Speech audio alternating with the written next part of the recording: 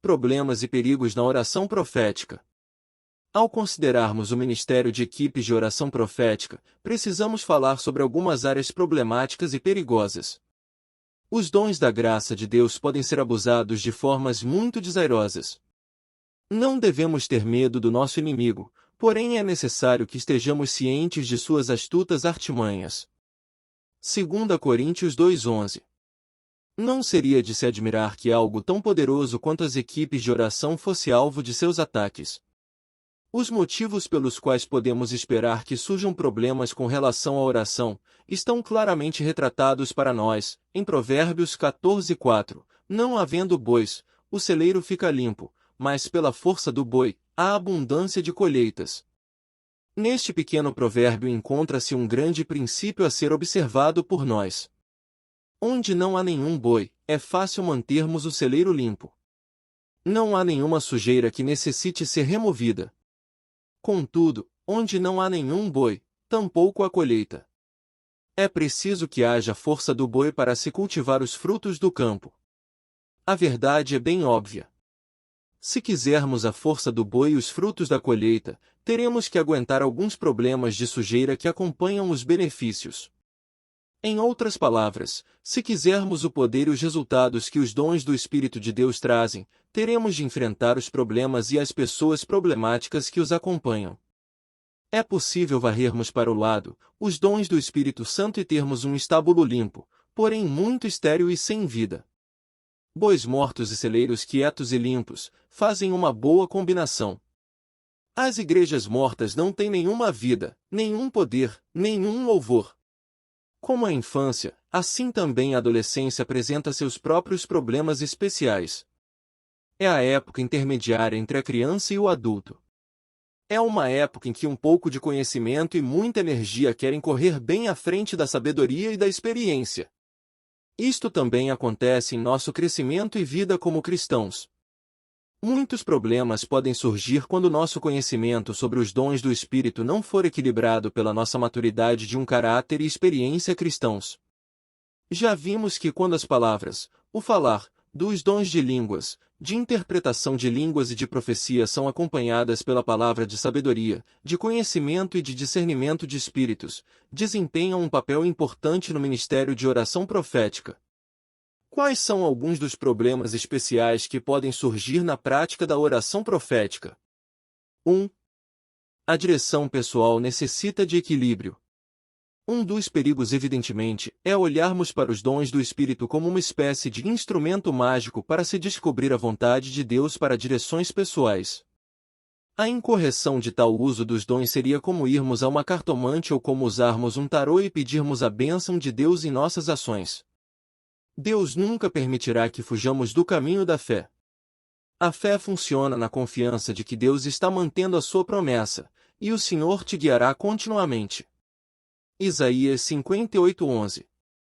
Asseguro-lhe que se você não estiver em rebelião, será difícil não perceber a vontade de Deus. O Senhor algumas vezes é misericordioso para conosco, concedendo-nos forte confirmação profética, através daqueles que oram por nós.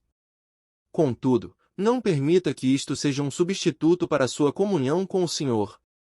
Ele pode falar diretamente a você, se você aprender a ouvir, nos seus momentos de oração a sós. Deve haver sempre um equilíbrio entre as seguintes coisas: a. A palavra de Deus. Princípios bíblicos e palavras especiais. b. O Espírito de Deus.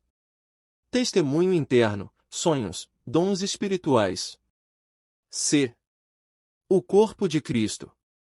Confirmações através de conselhos e profecias. d.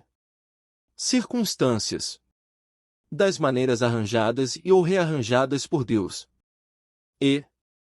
A nossa atitude, a nossa humildade, fé e obediência pessoal. Deus quer que a nossa fé e confiança estejam nele. As direções deveriam surgir de nossos relacionamentos com Deus e de um com o outro no corpo de Cristo. Quando estes relacionamentos estão em ordem correta, então podemos esperar que o Senhor nos guie e nos dirija de uma forma segura e certa. Sairmos deste equilíbrio divino significa abrirmos-nos a direções e influências falsas, tolas e até mesmo perigosas. 2. Humildade e não orgulho. A humildade é a salvaguarda de Deus contra erros humanos. Os dons do Espírito Santo sempre estão sujeitos a erros humanos. Todos nós podemos cometer enganos com relação a isto. Sempre há certo risco quando Deus permite que a sua palavra perfeita seja falada através de homens imperfeitos. Porém, Deus providenciou uma maneira de proteger tanto o seu ministro quanto a sua palavra. Há uma grande segurança na humildade. A humildade nos dons do Espírito é expressa de duas formas. A. Disposição em admitirmos que podemos cometer erros. B. Disposição em recebermos correções quando erramos. Permitam-me dar-lhes um exemplo do que estou querendo dizer. O pastor David Scott, de Long Beach, na Califórnia, tem um dos mais poderosos dons proféticos que já testemunhei nos 40 anos do meu ministério. Ele passa muito tempo em oração e intercessão. Como lhes contei em nossa última lição, tal preparação é necessária para o ministério profético. Ele considera o seu chamado profético de uma maneira bem séria e responsável. Os anos têm provado, de fato, a maturidade e a precisão do seu ministério. Em 1965, eu estava num retiro onde ele estava ministrando. Ele estava apontando pessoas com problemas físicos e descrevendo as suas enfermidades, com a palavra de conhecimento. Ele sempre perguntava se estava correto, antes de orar por elas. Houve várias curas concretas. Ele chamou uma mulher e começou a descrever a sua condição. Aí então, ele lhe perguntou se ela estava sofrendo daquele problema. Ela replicou que não tinha o problema que ele havia descrito. Em seguida, a reação dele para com ela, diante de uma multidão de 600 a 700 pessoas, foi de verdadeira humildade. Ele não argumentou e nem deu nenhuma desculpa. Ele simplesmente disse que podia cometer erros e que sentia muito. Aí, então, ele parou com a ministração de curas e prosseguiu com a sua mensagem.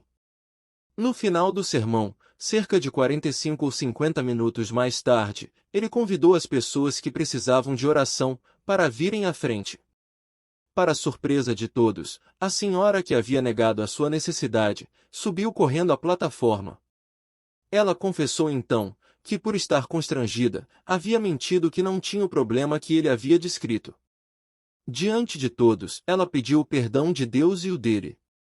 À luz desta verdade, fiquei muito impressionado com a resposta dócil do irmão Scott, à primeira negação dela. Muito embora estivesse certo e ela fosse a pessoa em erro, ele não tentou defender-se ou desafiar a afirmação daquela senhora. Ele não reivindicou, de forma alguma, ser infalível, porém admitiu que pudesse estar errado. Que nobre exemplo de humildade a ser seguido por todos nós!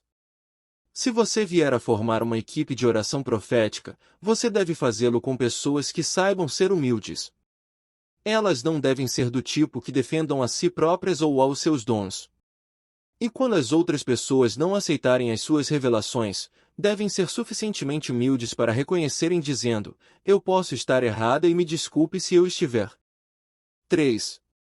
Profecia falsa. Há um importante princípio de equilíbrio espiritual que eu gostaria de examinar e que se encontra em 1 Tessalonicenses 5:20-21, não desprezeis as profecias. Provai ou examinai todas as coisas. Retende o que é bom. A. Prove todas as coisas e retenha o que é bom. Lemos neste versículo que devemos apreciar o valor da palavra profética.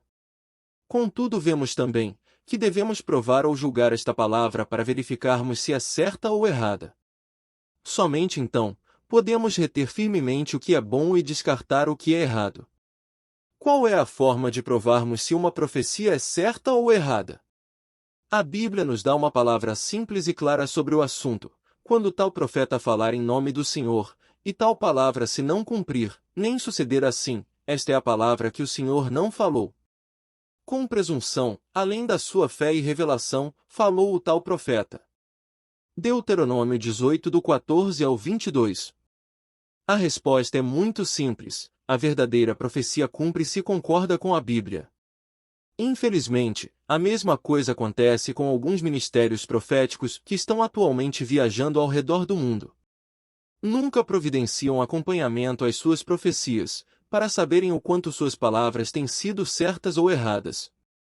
Alguns, até mesmo creem terem alcançado um nível de infalibilidade, ou seja, de nunca cometerem erros.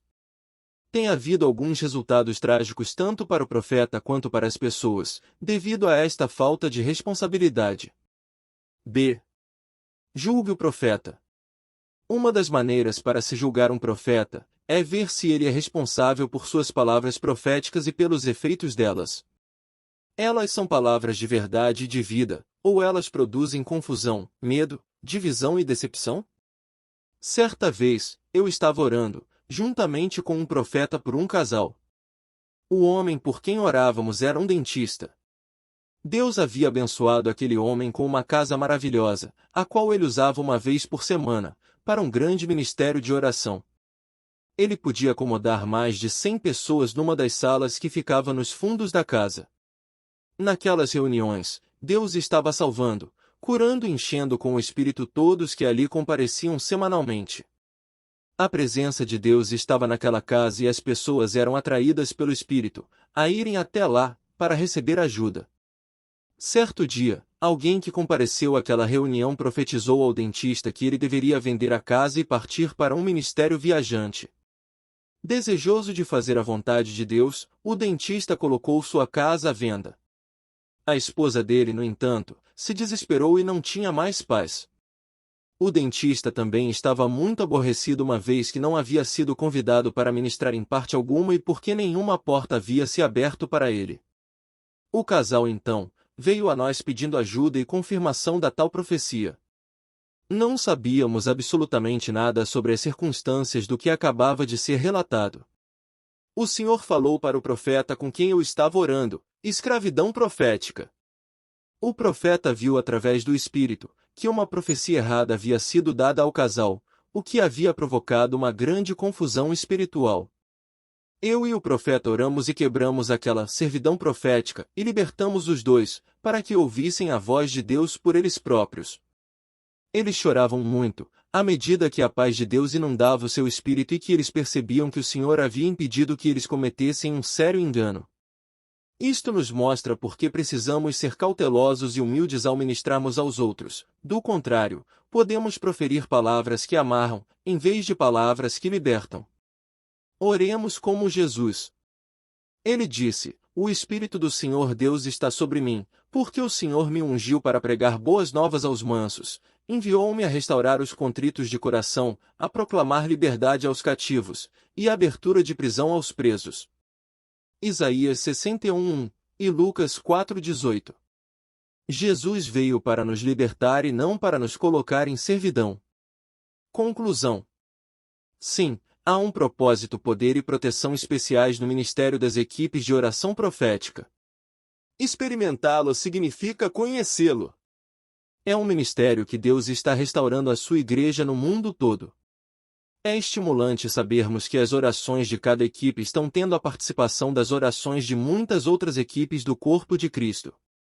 Há um laço de amor à oração, que une o nosso coração como irmãos e irmãs na grande família de Deus. Todos pertencemos à mesma equipe e todos temos o mesmo desejo, que a vontade do nosso Pai possa ser feita na terra como é feita no céu. Também vos digo que, se 2 de vós concordarem na terra em oração acerca de qualquer coisa, isso lhes será feito por meu Pai, que está nos céus. Porque onde estiverem 2 ou 3 reunidos em meu nome e porque são meus, aí estou eu no meio deles.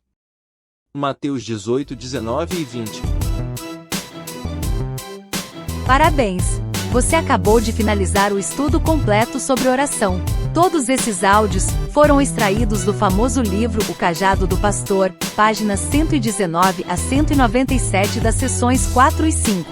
Continue acompanhando o nosso canal, inscrevendo-se, ativando o sininho e enviando aos amigos. Siga-nos nas redes sociais, Instagram, @sadianiguel, TikTok, @sadiaudiobooks. Até o próximo audiobook do canal Lendo no Escuro.